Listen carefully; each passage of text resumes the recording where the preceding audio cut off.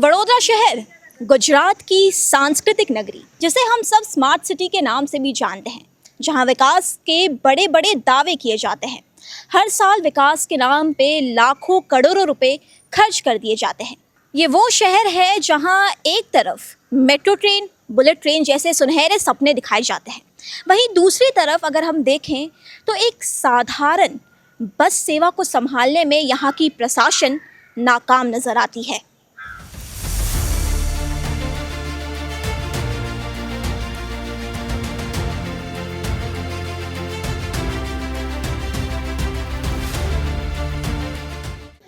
मैं बात कर रही हूँ वडोदरा दर्शन बस की, जो कुछ सालों पहले पर्यटकों और शहर वासियों को वडोदरा की सैर कराने के सपने को लेकर शुरू हुई थी। लेकिन अब इस बस की हालत कुछ ऐसी है कि वो कमाटी बाग के एक सुनसान कोने में धूल खाती खंडर में तब्दील हो चुकी है।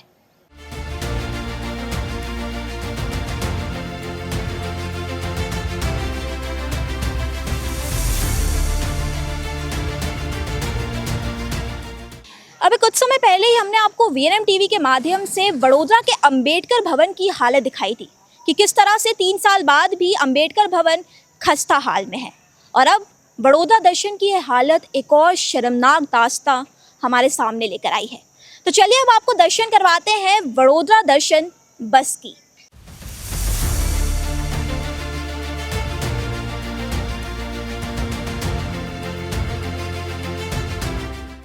चलिए अब आपको सैर कराते हैं उस बस की जिस बस से वडोदरा शहर की सैर करवाने का दावा किया गया था। तो जैसा कि आप कैमरे के जरिए देख पा रहे होंगे कि ये है वडोदरा दर्शन बस, वही बस जो कभी वडोदरा की सांस्कृतिक शान को दुनिया के सामने लाने का सपना लेकर सड़कों पर उतरी थी। लेकिन अब ये बस सिर्फ और सिर्फ धूल खा रही है। आज ये जो बस है वो सिर्फ एक बस की तस्वीर नहीं है, बल्कि हमारे सिस्टम की नाकामी की तस्वीर भी है। और ये जो बस है वो एक जंग खाता खंडर है जो कमाटी बाग के पीछे पड़ा वडोदरा के विकास के झूठे वादों को चीख चीख कर बेनकाब कर रहा है।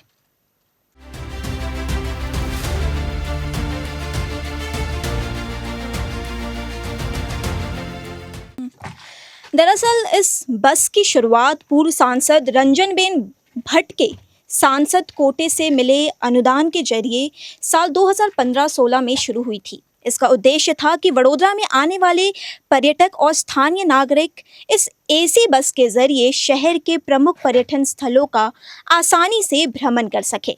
इस बस को वडोदरा नगर निगम को भेंट स्वरूप सौंपा गया था। साथ ही इसकी रख रखाव की जिम्मेदारी भी निगम को दी गई थी। लेकिन अब जैसा कि आप ये हालत देख पा रहे हैं इस बस की, यहाँ पर एलईडी टीवी भी लगाया गया है और इसका भी कुछ अता पता नहीं है। इतने पैसे खर्च करके सारी सुविधाएं इस बस में दी गई है, स्पीकर भी है, टीवी भी है, लेकिन ये बस खंडर में तब्दील हो चुकी है। यहाँ पे जैसे कि आप देख पा रहे होंगे कि रेडियो तक यहाँ पे उपलब्ध है, मतलब सारी चीज़ें लाकर रखी भी गई है। क्योंकि कुछ समय तक ये बस सड़कों पर नज़र भी आई थी, लेकिन फिर से ये जो योजना थी वो ठप हो गई।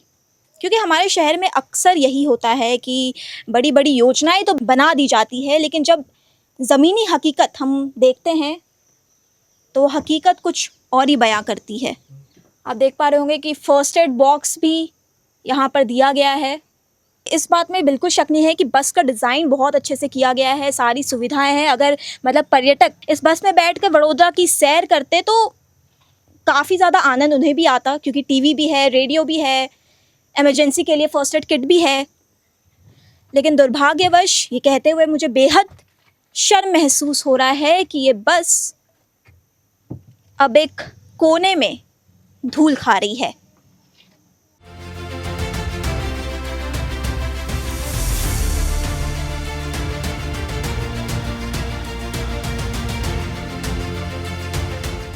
– 2016 में बहुत बड़ी बातें हुई। स्टैच्यू ऑफ यूनिटी की वजह से अभी वडोदरा में बहुत सारे टूरिस्ट आएंगे। उसी के मद्देनज़र रख के करोड़ों की ज़मीन पीपीपी पे अतापी की दी गई। सफारी पार्क बनाने का प्लानिंग हुआ, टूरिस्ट सेंटर बना टूरिस्ट इन्फॉर्मेशन सेंटर बना 4.5 करोड़ का, उसकी कंपाउंड वॉल 1.5 करोड़ की बनाई। सांसद ने अपने ग्रांट में से टूरिस्ट बस भी दी। ये सब प्लानिंग होने के बाद ना कभी टूरिस्ट गाइड की कभी रिक्रूटमेंट ही नहीं हुई।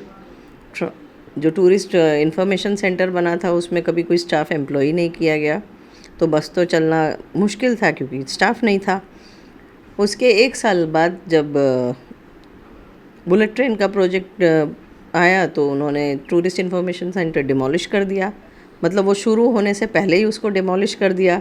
टूरिस्ट गाइड आज भी नहीं है, तो बस का यूज़ होना तो मतलब पॉसिबल ही नहीं था। तो बस अब पड़े बस भी सड़ गई है, तो ना टूरिस्ट ऑफिस है, ना टूरिस्ट ऑफिसर है, ना गाइड है, ना बस है। तो वडोदरा को टूरिज़्म में किस दिशा में कॉरपोरेशन ले जाना चाह रही है तो समझ में नहीं आ रहा। जो हेरिटेज स्ट्रक्चर्स है उसकी भी हालत ख़राब है, 4 दरवाज़ा नहीं संभाल पा रहे, बाकी हेरिटेज स्ट्रक्चर की तो बात ही छोड़ो। तो टूरिस्ट के नाम पे सिर्फ करोड़ों रुपए के खर्च हुए, एक्चुअल बेनिफिट वडोदरा में कोई ना एज अ सिटी टूरिस्ट को हुआ और वडोदरा में ना टूरिज़्म बढ़ा, सिर्फ पैसे वेस्ट हुए और उसमें बहुत सारा भ्रष्टाचार हुआ। और आपके विचार से अगर ये बस फैसिलिटी शुरू होती है तो यहाँ के जो निवासी हैं, शहरवासी हैं और जो बाहर से पर्यटक आते हैं उनके लिए कैसे फ़ायदेमंद होगा? अगर एक प्लान टूरिस्ट रूट हो जिसमें सुबह से लेके वडोदरा दर्शन कर सके, यहाँ से लेके अतापी तक, अगर वो टूरिस्ट बस में टूरिस्ट जाते हैं या हम किसी के यहाँ मेहमान आए या वेकेशन में बच्चे यूज़ करते हैं तो definitely it's a very good thing. Statue of unity के लिए अगर भी कोई यहाँ पर आता है अट्रैक्ट होके तो it's a very good thing and a welcome thing. पर 2016 से जो सारा इंफ्रास्ट्रक्चर बना था उसी को मेंटेन नहीं कर पाए, तो फिर से यह खर्चा करके सिर्फ उसमें भ्रष्टाचार करना हो तो I am against it. Otherwise उसको जेन्युइनली अगर शुरू कर रहे हैं तो अच्छी बात है।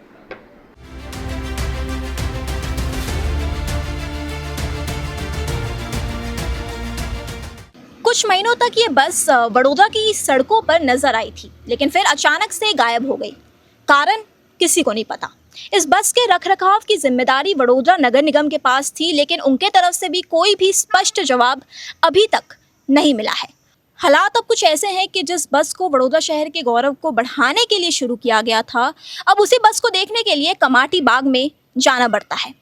और मुझे ये बताते हुए बेहद शर्म महसूस हो रही है कि हम एक ऐसे शहर में रहते हैं जहां की प्रशासन एक साधारण से बस के रखरखाव की जिम्मेदारी को भी सही ढंग से नहीं निभा पा रही है। और ऐसे में जो मेगा प्रोजेक्ट्स हैं, बुलेट ट्रेन प्रोजेक्ट्स है, मेट्रो ट्रेन का प्रोजेक्ट है, उसका क्या होगा वो तो भगवान ही जानता है। हालांकि अभी 8 साल बाद अचानक से वडोदरा नगर निगम को इस बस की याद आई है, क्योंकि प्रशासन ने अभी ऐलान किया है कि इस बस को फिर से शुरू किया जाएगा। लेकिन ऐसे में सवाल ये है कि 8 साल तक आप कहाँ थे? 8 साल तक आपको इस बस की याद क्यों नहीं आई? क्या इतने पैसे खर्च करने के बाद इस बस को धूल खाने के लिए छोड़ दिया गया था? प्रशासन का ये जो ऐलान है वो उम्मीद की किरण ज़रूर है, लेकिन ये सार्थक तभी होगा जब इस पर गंभीरता से काम किया जाए, क्योंकि ये बस सिर्फ पर्यटकों के लिए नहीं बल्कि वडोदरा के शहरवासियों के लिए भी वडोदरा की विरासत और संस्कृति को करीब से देखने का मौका था। और अगर अब एक बार फिर से ये योजना धूल में मिली तो ये सिर्फ पैसों की बर्बादी नहीं होगी, बल्कि वडोदरा के विकास के दावों पर एक काला धब्बा लग जाएगा। और इसी तरह की महत्वपूर्ण जानकारी के लिए आप देखते रहिए VNM TV।